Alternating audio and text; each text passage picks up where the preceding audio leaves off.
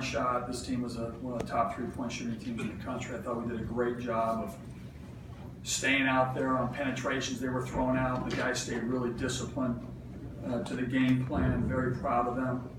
I thought in the second half, we shot the ball exceptionally well offensively, but we allowed them to get going offensively. And we're not out there to trade baskets. We're out there to get, to hold teams. And that's where I was a little bit, disappointed in the fact of where we got to go. But I thought in the first half we were unbelievable defensively. In the second half we were unbelievably offensively, unbelievably on the offensive end. We just 22 assists. Guys were making plays. I thought Franklin Howard came in the game. Him and Caleb did a great job on the defensive end when they came in the backcourt together. In the second half, Franklin got it going in transition, made a couple great plays in transition to get us going, get the crowd into it. We got some decent looks, but when you see three of your players, Benajay, Cooney, and Howard with 5 assists, Caleb Joseph with 3 in 13 minutes, that's really unselfish play. And on the rebounding end, we did a decent job. I thought Chinoso, I was happy for him. He hasn't played in a while. So it was fun to see him. I thought he did a good job on the defensive end as well. Offensively, he finished. So very happy about that. Any questions? Mike, kind of going off of that, you talked about Chino a little bit, but Dajuan as well. Just what you can say about the centers tonight in a game where they really showed up. I think at the beginning of the game, Dajuan Coleman, he was sometimes, he rushes a little bit. I thought he was in control, and it caused them a problem. They were going to switch on everything, play their matchup, try to confuse us a little bit. And Dajuan did a great job of taking his time, being patient in the post, going 5 for 5 in 12 minutes. It's pretty incredible. And I thought in the second half, Chino, went up and set ball screens and dove, and the guys found him, and he was able to finish. And as we move forward, those two guys on the defensive end are going to be huge for us, especially in the ACC with all the sides that we're going to play against. And so that's, obviously it's a good sign on the offensive end, but where we need them most as we move forward is going to be on that defensive end. I thought they did a good job today. Are you looking to go inside to Dajuan anymore, given the size advantage? Yeah, I think so. I think it goes back to matchups. When teams start switching, they put little guys down there, and when Dajuan was playing confident, he's just spinning on guys and finishing around the basket. I thought his first 2 moves, he snuck through and made the first one, then he made a nice little right-handed half hook, which was really nice. And when you have offensive balance, where you're getting inside as well as outside, you're obviously more potent. And a lot of teams, what they do is that when they switch, they're just going to be on our shooters, not letting us shoot. And you can get him a couple touches, and if he can score in there, it makes a huge difference. Mike, I don't know if it speaks to mental toughness or anything, but for Frank to go from a DNP and then to kind of deliver like he did tonight, what does it say about him? Oh, listen, him and Caleb, they're our old team. We got high character kids that have been working really, really hard, and just being great teammates. And I think that's the most important thing. And Frank was a little under the weather too the last couple practices, and I thought he just came out there wanting to help the team win. And where I was most proud of him and KJ was their defensive effort. He made some obviously great offensive plays, but this thing comes down to defense and getting stops. And him and Caleb and Frank did a great job. When they went in, they covered better. Before, they would suck in, and then all of a sudden they would throw it out, and then the guy would hit a 3 on them in the previous games. And now they did a great job. And I think, as we move forward, those guys are going to be, key ingredients for our success. Caleb with his ability to shoot the ball, and now his defense, and I think Frank with his ability to get in the lane and make plays for others, and his defense. I know when Chino has gotten his chance, he gets a hand on the ball, maybe it slips away, but how refreshing was it to see him actually corral a couple and finish a couple and ones It was there? great. I'm going to tell you what, I was walking in pacing before the game, and I knew at the beginning of the game that I wanted to try to get Chino in to get him some reps at the center spot as we move forward.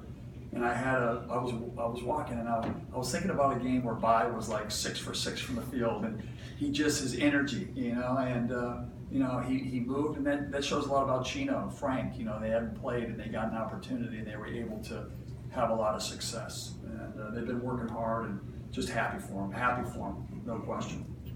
Is Tyler Lydon's shot blocking a surprise? Is that something he did in high school, and how important has he been in the middle of the zone?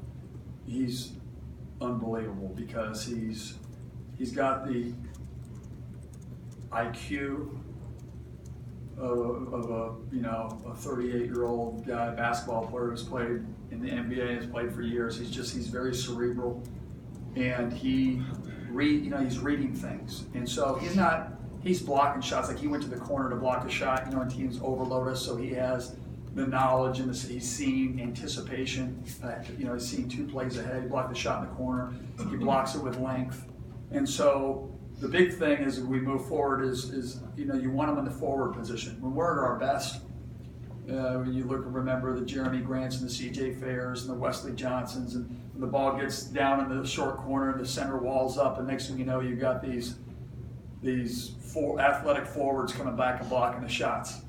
That's when we're at our best. So him blocking shots at the center or the forward are game-changing plays. What went through your? 48 rebounds, but no one had double-digit rebounds. And Montana State, a little outsized. But what does it say about the team to be able to everyone really get in on the rebounding effort?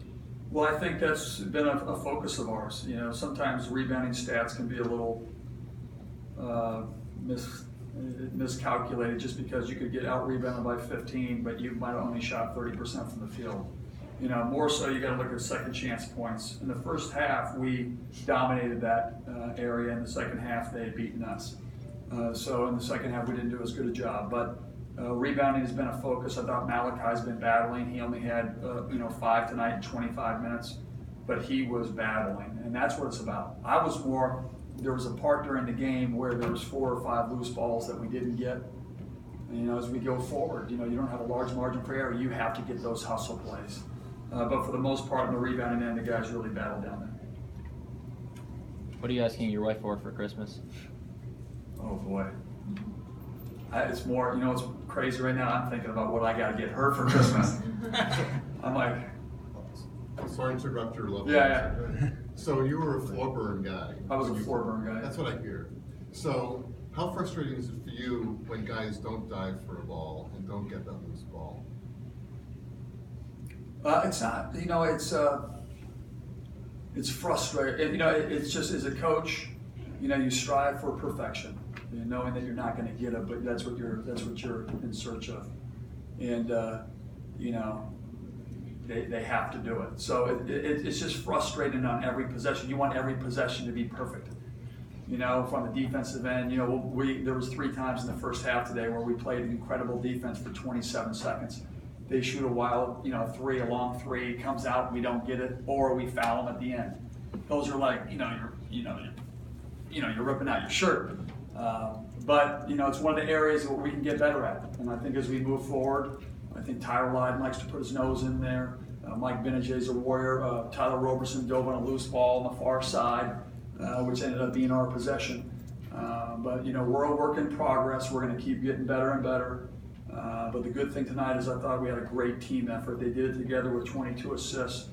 A lot of guys got involved. A lot of guys, we have a good sense of happiness right now. That's a good thing, right before the holiday. Is there any mindset of what needs to get done before conference play begins, with one more week to kind of get the kinks out? Is there anything that maybe you're circling? I think that the thing is make sure they don't eat too much turkey. Make sure they get in the gym when they're home for the holidays, but to really enjoy their families, I think is, these guys just got done with their finals. These guys have been working extremely hard. It's going to be nice to kind of have a couple days off. As a coach, you're sitting there going, please go run when you're home, get on the treadmill, come back because we'll practice on the 25th and we play the 27th. And then we get ready for conference play. But the one thing that we've done at Syracuse basketball since I've been here as a player is we focused on just every day. Every day becomes its unique day. How do we get better? Coaching staff, we'll go back, we'll watch the video, we'll see where we're at, we'll see where we've gotten better. We'll come up with a video to show the kids and move forward day by day. That's what we focus on. We don't get ahead of ourselves each day, just try to become the best we can. Happy holiday, happy holiday. Syracuse locker room's open. Happy holidays, everybody.